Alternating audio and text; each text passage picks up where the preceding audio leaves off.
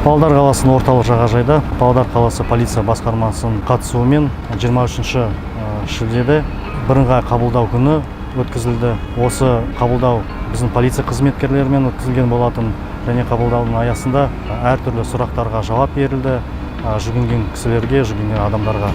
Және осы құқықтық тәртіпті сақтау бойынша және де басқа сұрақтарды, сонымен қатар біздің полиция қатарымызда қызмет өткеру және де қабылдау бойынша сұрақтар қойылған болатын.